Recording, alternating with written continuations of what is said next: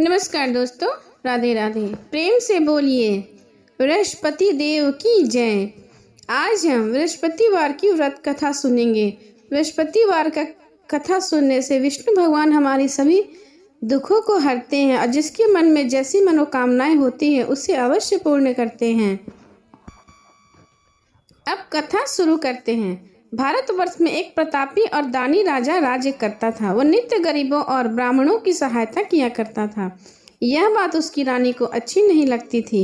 वह न तो गरीबों को दान देती, न ही भगवान का पूजन किया करती थी और राजा को भी दान देने से मना किया करती थी। एक दिन राजा शिकार खेलने वन को गए तो रानी महल में अकेली थी। उस समय बृहस्पति देव साधु के वेश में राजा के महल में भिक्षा के लिए गए और भिक्षा मांगी। रानी ने भिक्षा देने से इनकार कर दिया और कहा, हे साधु महाराज, मैं तो इस दान पुण्य से तंग आ गई हूँ। मेरा पति सारा धन लुटाते रहता है। मेरी इच्छा है कि हमारा सारा धन नष्ट हो जाए, ना फिर रहेगा बांस न बजेगी बांसुरी। साधु ने कहा, हे देवी, तुम बड़ी विचित्र हो। संतान तो सभी चाहते, पुत्र और लक्ष्मी तो पापी के घर भी होने चाहिए। यदि तुम्हारे पास अधिक धन है तो भूखों को भोजन दो, प्यासों के लिए प्याऊ बनवाओ, मुसाफिरों के लिए धर्मशालाएं खुलवाओ। जो निर्धन अपनी कुंवारी कन्याओं का विवाह नहीं कर सकते उनका विवाह करा दो। ऐसे और कई काम हैं जिनके करने से तुम्हारा यश लोक परलोक में फैलेगा। परंतु रानी पर उसका उपदेश का कोई फर्क न पड़ा। वह बोली, महाराज, आप मुझे कुछ न समझाएं। मैं ऐसा धन नहीं चाहती जो हर जगह बांटती फिरूं। इस पर साधु महाराज ने उत्तर दिया, यदि तुम्हारी ऐसी इच्छा है तो ऐसा ही होगा। तुम ऐसा करना कि बृहस्पतिवार को घर लीपकर पीली मिट्टी से अपना सर धोकर स्नान करना, भट्टी चढ़ाकर कपड़े धोना। ऐसा करने से आपका सारा धन नष्ट हो जाएगा। इतना कहकर वो साधु महाराज वहां से अंतर ध्यान हो गए। साधु के अनुसार कई बातों को पूरा करते हुए रानी को केवल 3 बृहस्पतिवार ही बीते थे। उसका समस्त धन संपत्ति नष्ट हो गया।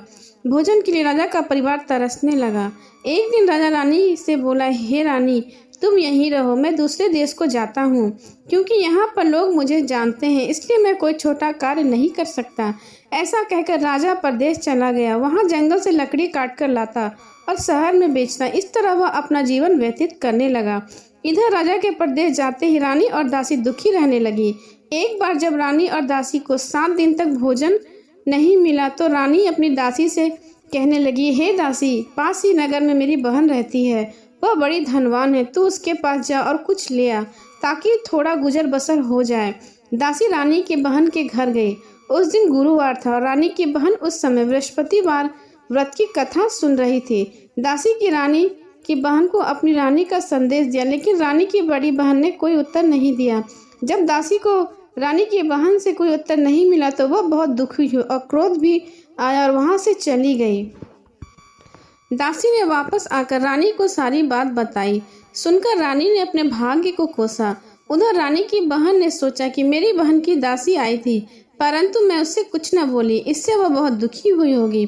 कथा सुनकर वह पूजन समाप्त करके वह अपनी बहन के घर आई और कहने लगी, हे बहन, मैं बृहस्पतिवार का व्रत कर रही थी। तुम्हारी दासी मेरे घर आई थी, परंतु जब तक कथा होती है तब तक ना तो उठते हो ना ही कुछ बोलते हैं, इसलिए मैं नहीं बोली। कहो दासी क्यों गई थी? रानी बोली, बहन, तुमसे मैं क्या छिपाऊं, हमारे घर में खाने तक को अनाज नहीं था।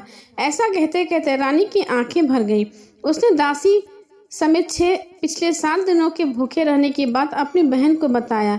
रानी की बहन बोली, देखो बहन, भगवान बृहस्पति देव सबकी मनोकामना पूर्ण करते हैं। देखो, शायद तुम्हारे घर में अनाज रखा हो। पहले तो रानी को विश्वास नहीं हुआ, पर बहन के आग्रह करने पर उसने अपनी दासी को अंदर भेजा तो उसे सचमुच अनाज से भरा एक घड़ा मिला। यह देखकर दासी को बड़ी हैरानी हुई। दासी रानी से कहने लगी, हे रानी, जब हमको भोजन नहीं मिलता तो हम व्रत ही तो करते हैं, इसलिए क्यों ना इस व्रत और कथा की विधि पूछ ली जाए ताकि हम भी व्रत कर सके। तब रानी ने अपनी बहन से बृहस्पतिवार व्रत के बारे में पूछा।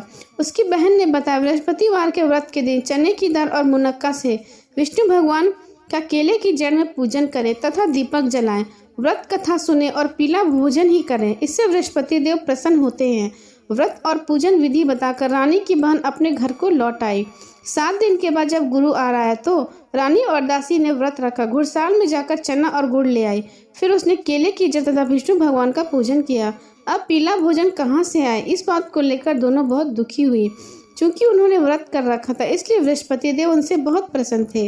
इसलिए वह एक साधारण व्यक्ति का रूप धारण कर 2 थालों में सुंदर पीला भोजन दासी को दे गए। भोजन पाकर दासी बहुत प्रसन्न हुई और फिर रानी के साथ मिलकर भोजन ग्रहण किया। उसके बाद सभी गुरुवार को व्रत और पूजन करने लगी।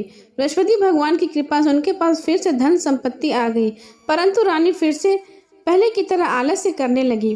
तब दासी बोली, देखो रानी, तुम पहले भी इस प्रकार आलस्य करती थी, तुम्हें धन रखने में कष्ट होता था, इस कारण सभी धन नष्ट हो गया। अब जब भगवान बृहस्पति की कृपा से धन मिला है तो तुम्हें फिर से आलस्य होता है।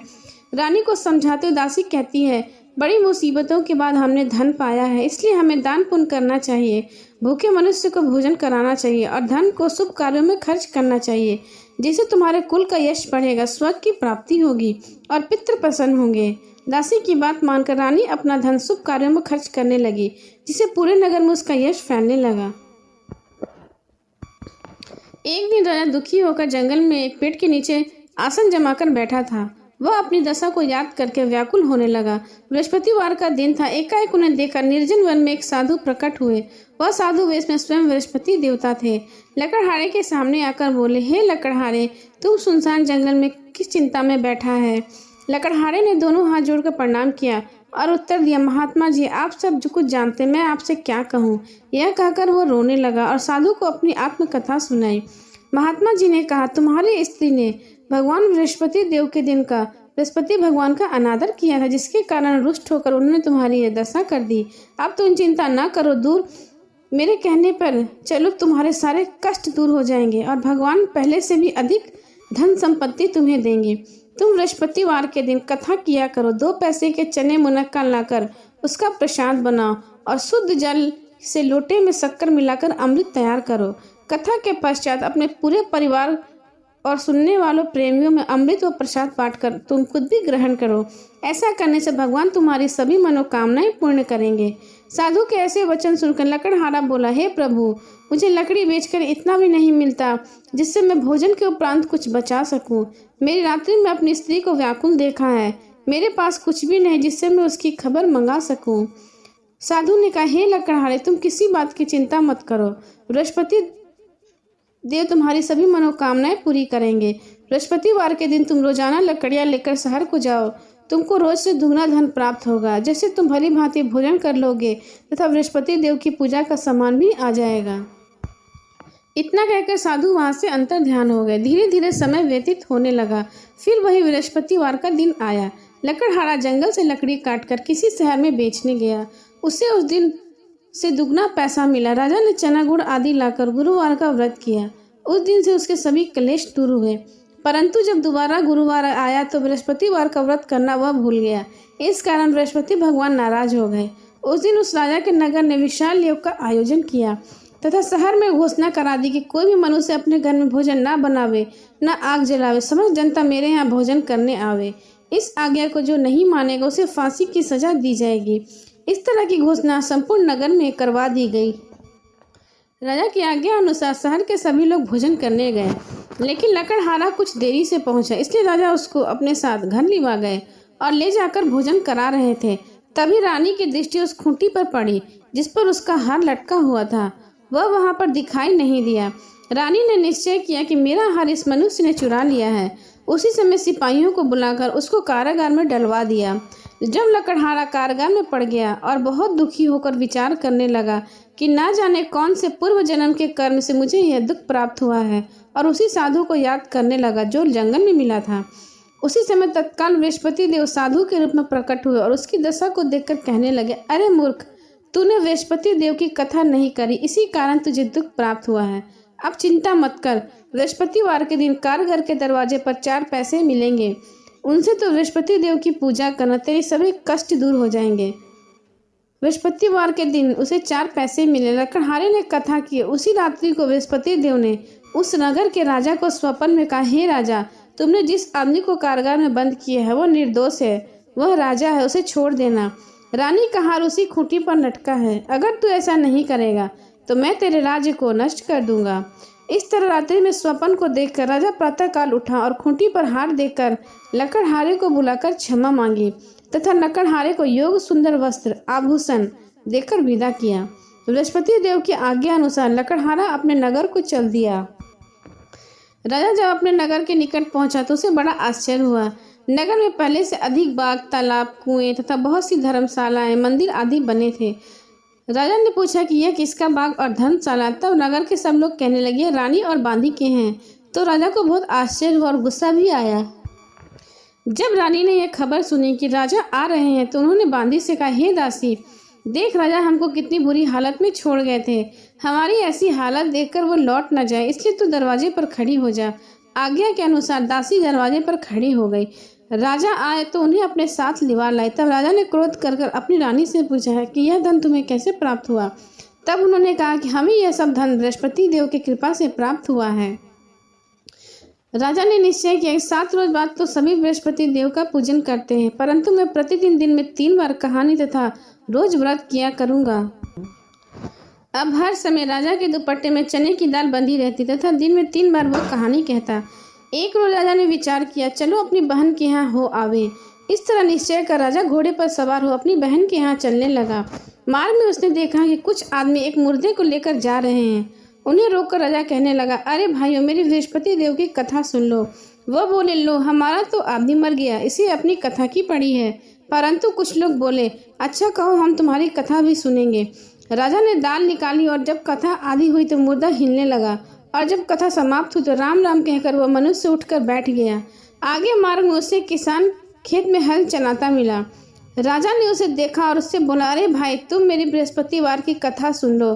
किसान बोला, जब तक मैं तेरी कथा सुनूंगा तब तक 4 हरिया जोत लूंगा। जा अपनी कथा किसी और को सुनाना। इस तरह राजा आगे चलने लगा। राजा के हटते बैल पछाड़ खाकर गिर गया तथा किसान के पेट में जोर से दर्द होने लगा। उस समय उसकी माँ रोटी लेकर आई। उसने यह देखा तो अपने पुत्र से सब हाल पूछा और बेटे ने सभी हाल कह दिया। बुढ़िया दौड़ी दौड़ी उस घुड़सवार के पास गई और बोली कि मैं तेरी कथा सुनूंगी, तू अपनी कथा मेरे खेत पर चलकर ही कहना। राजा ने बुढ़िया के खेत पर जाकर कथा कही, जिसे सुनते ही बैल उठकर खड़े हुए तथा किसान के पेट का दर्द भी बंद हो गया। राजा अपनी बहन के घर पहुंचा। बहन ने भाई की खूब मेहमानी की। दूसरे रोज प्रातःकाल राजा जगा तो वह देखने लगा कि यहाँ के सभी लोग पहले भोजन कर रहे हैं। राजा ने अपनी बहन से कहा, ऐसा कोई मनुष्य नहीं जिसने भोजन न किया हो, मेरी बृहस्पतिवार की कथा सुन ले। बहन बोली, हे भैया, यह देश ऐसा ही है, पहले लोग यहाँ भोजन करते हैं, बाद में अन्य कार्य करते हैं। अगर कोई पड़ोस में हो तो मैं देखा हूँ। वह ऐसा कहकर देखने चली गई, परंतु उसे कोई व्यक्ति न मिला जिसने भोजन न किया हो। अंत वह कुम्हार के घर गए जिसका लड़का बीमार था। उसे मालूम हुआ कि वहाँ 3 रोज से किसी ने भोजन नहीं किया। रानी ने अपने भाई से कथा सुनने के लिए कुम्हार से कहा तो वह तैयार हो गया। राजा ने वहां जाकर बृहस्पतिवार की कथा की, जिसको सुनकर उसका लड़का ठीक हो गया। अब तो राजा की प्रशंसा होने लगी। एक रोज राजा अपनी बहन से कहने लगा, हे बहन, अब हम अपने घर को जाएंगे, तुम भी तैयार हो जाओ। राजा की बहन ने अपनी सास से कहा।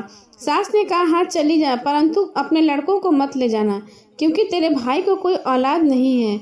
बहन बोली, भैया मैं तो चलूंगी, पर कोई बालक नहीं जाएगा। राजा बोला, जब कोई बालक नहीं चलेगा तुम जाकर क्या करोगे? बड़े दुखी मन से राजा अपने नगर को लौट आया। राजा ने अपनी रानी से कहा, हम निर्वंशी हैं, हमारा मुख किसी को देखने का धर्म नहीं है, और कुछ भोजन आदि न किया और सो गया। रानी बोली, हे प्रभु, बृहस्पति देव ने हमें सब कुछ दिया है, हमें औलाद अवश्य देंगे। उसी रात बृहस्पति देव ने राजा को स्वप्न में कहा, हे राजा, उठ, सभी सोच को त्याग दे, तेरी रानी गर्भ से है। राजा की बात सुनकर बड़ी खुशी हुई। 9वें महीने उसके गर्भ से एक सुंदर पुत्र ने जन्म लिया। तब राजा बोला, हे रानी, स्त्री बिना भोजन के रह सकती, बिना कुछ कहे नहीं रह सकती। जब मेरी बहन आवे तो तुम उसे कुछ मत कहना। रानी ने सुनकर हाँ कर दिया। जब राजा की बहन ने यह सुख समाचार सुना तो वह बहुत खुश हुई तथा बधाई लेकर अपने भाई के यहाँ आई। तभी रानी ने कहा, घोड़ा चढ़कर नहीं आई, गधा चढ़कर आई।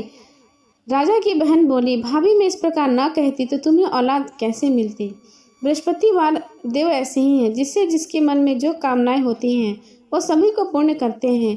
जो सद्भावना पूर्वक बृहस्पतिवार का व्रत करता है एवं कथा पढ़ता है अथवा सुनता सुनाता है, बृहस्पति देव उसकी सभी मनोकामनाएं पूर्ण करते हैं। प्रेम से बोले, बृहस्पति देव की जय, विष्णु भगवान की जय। भगवान बृहस्पति देव उसकी सदैव रक्षा करते हैं। संसार में जो मनुष्य सद्भावना से भगवान जी की पूजन व्रत सच्चे हृदय से करते हैं तो उनकी सभी मनोकामनाएं पूर्ण होती हैं। जैसी सच्ची भावना और से राजा और रानी ने उनका कथा का गुणगान किया तो उनकी सभी इच्छाएं बृहस्पति देव जी ने पूर्ण की। इसलिए पूर्ण कथा सुनने के बाद प्रसाद लेकर ही जाना चाहिए। हृदय मन से उनका मनन करते हुए जय जयकार बोलना चाहिए। बोलो बृहस्पति देव की जय, भगवान विष्णु की जय। अब सुने बृहस्पति देव की आरती। ओम जय बृहस्पति देवा, स्वामी जय बृहस्पति देवा। छिन छिन भोग लगाऊं, कदली फल मेवा। ओम जय बृहस्पति देवा, तुम पूर्ण परमात्मा, तुम अंतर्यामी, जगत पिता जगदीश्वर, तुम सबके स्वामी। ओम जय बृहस्पति देवा, चरणामृत निज निर्मल, सब पातक हरता, सकल मनोरथ दायक, कृपा करो भरता। ओम जय बृहस्पति देवा, तन मन धन अर्पण कर, जो जन शरण पड़े, प्रभु प्रकट तब होकर, आकर द्वार खड़े। ओम जय बृहस्पति देवा, दीन दयाल दयानिधि, भक्तन हितकारी, पाप दोष सब हरता, भव बंधन हारी।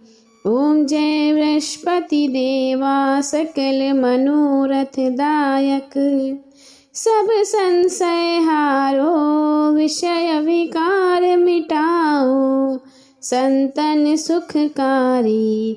ओम जय बृहस्पति देवा, जो कोई आरती तेरी, प्रेम सहित गावे, ज्येष्ठानंद आनंद करे, सो निश्चय फल पावे। ओम जय बृहस्पति देवा, ओम जय बृहस्पति देवा, स्वामी जय बृहस्पति देवा। छिन छिन भोग लगाऊं, कदली फल मेवा। ओम जय बृहस्पति देवा, स्वामी जय बृहस्पति देवा। प्रेम से बोलिए भगवान विष्णु की जय, बृहस्पति देवता की जय।